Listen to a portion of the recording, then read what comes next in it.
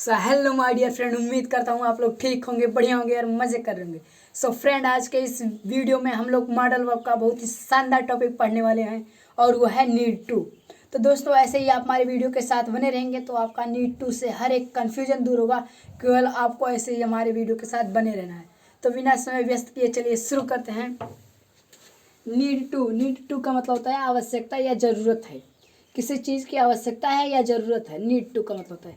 जैसे मुझे अंग्रेजी सीखने की ज़रूरत है, तो लास्ट में ज़रूरत है आ गया, तो इसका मतलब नीड टू का यूज़ होगा। तो I need to learn English. अब आप तो ये समझ में गए होंगे, हिंदी वाला सेंटेंस ज़रूरत है लास्ट में आ गया तो हो गया। लेकिन ये कैसे ट्रांसलेट करेंगे कि I need to learn English? ऐसा क्यों नहीं हो सकता? आई लर्न इंग्लिश नीड, ऐसा क्यों नहीं हो सकता? तो इसके लिए कुछ स्ट्रक्चर है जिसको आप फॉलो करना पड़ेगा और आपको याद करना पड़ेगा, तब आप सेंटेंस को ट्रांसलेट कर पाएंगे। तो चलिए एक एक करके शुरू करते हैं।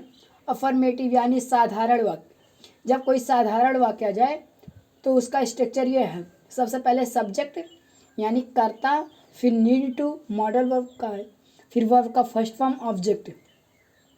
एग्जाम्पल है, उसे किताब पढ़ने की ज़रूरत है, तो इसमें सब्जेक्ट क्या है? उसे का मीनिंग होता है ही। फिर नीड, लेकिन ये सिंगुलर है तो सिंगुलर के साथ यस या यस लगता है तो नीड्स हो गया। फिर टू ऐसे था ही। और रीड क्या पढ़ने का काम कर रहा है, तो read a book. Second, negative.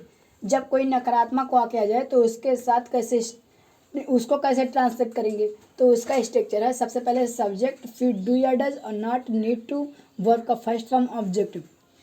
अब आपके मन में कन्फ्यूजन हो रहा होगा कि डू का यूज़ कब करेंगे तो डज का यूज़ करेंगे।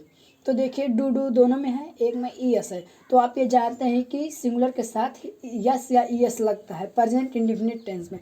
तो ये समझ जाइएगा कि ई एस जिसमें लगा हो उसका यूज़ सिंगुलर के साथ करेंगे। जैसे एग्जाम्पल है, उसे घर जाने की ज़रूरत नहीं है, तो उसे क्या है, सिंगुलर है तो सिंगुलर के साथ डज का यूज़ करेंगे। ये पहले ध्यान रख लीजिए। अब इसमें सब्जेक्ट क्या है? ही, यानी उसे का मीनिंग होता है ही। फिर डू या डज में से क्या यूज करेंगे, तो डज, फिर नॉट और need to go to house. Interrogative दो तरह से होता है, एक सिंपल इंट्रोगेटिव, एक डबल इंट्रोगेटिव।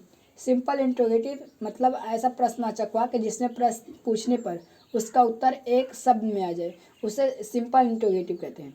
जिसका स्ट्रक्चर है डू या डज, फिर सब्जेक्ट, नीड टू, वर्ब का फर्स्ट फॉर्म ऑब्जेक्ट और लास्ट में क्वेश्चन मार्क। दोस्तों, आप ये एक चीज़ रिमाइंड करिएगा कि ये लगाना मत भूलिएगा, क्योंकि ये नहीं लगाएंगे तो आपका क्वेश्चन गलत हो सकता है और नंबर भी कट सकता है। एग्जाम्पल है, क्या उसे पत्र लिखने की ज़रूरत है, तो एक शब्द में कह सकते हैं हाँ उसे लिखने की ज़रूरत है, नहीं। तो इसका ये इस तरह से, उसे क्या है, सिंगुलर है तो सिंगुलर के साथ डज का यूज़ करेंगे। फिर does he need to write a letter और लास्ट में क्वेश्चन मार्क। डबल इंट्रोगेटिव भी ऐसा है, केवल ये होता है ऐसा प्रश्नवाचक वाक्य जिसमें प्रश्न पूछने पर उसका उत्तर एक दो लाइन में आए, उसे डबल इंट्रोगेटिव सेंटेंस कहते हैं। तो इसका स्ट्रक्चर है, सबसे पहले क्वेश्चन वर्ड, डू या does, subject, need to, verb का फर्स्ट फॉर्म ऑब्जेक्ट और लास्ट में क्वेश्चन मार्क। लगाना मत भूलिएगा, क्योंकि दोस्तों यही शो करता है कि ये इंट्रोगेटिव सेंटेंस है। अब आपके मन में कन्फ्यूजन हो रहा होगा कि क्वेश्चन वर्ड क्या होता है, तो क्वेश्चन वर्ड का मतलब होता है प्रश्नवाचक शब्द। ऐसा शब्द जिससे प्रश्न पूछने का बोल हो उसे क्वेश्चन वर्ड यानी प्रश्नवाचक शब्द कहते हैं। एग्जाम्पल में हो गया क्या, कब, कैसे, कहाँ, क्यों, what, whom, where, how many, ये सब क्वेश्चन वर्ड होते हैं। एग्जाम्पल है, उसे अंग्रेजी सीखने की क्यों ज़रूरत है, तो एक शब्द में इसका उत्तर नहीं मिलेगा, तो इसका मतलब ये डबल इंट्रोगेटिव है।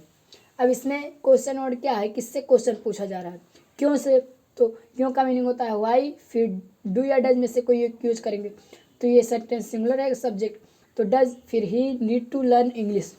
और एक चीज़ आप ध्यान रखिएगा कि ये जो नोट है, जब सब्जेक्ट सिंगुलर हो तब नीड में यस लगेगा, अन्यथा नहीं लगेगा। ये चीज़ आप ध्यान में रखिएगा, क्योंकि अगर ये नहीं लगाएंगे सिंगुलर के साथ तो आपका सेंटेंस गलत हो सकता है।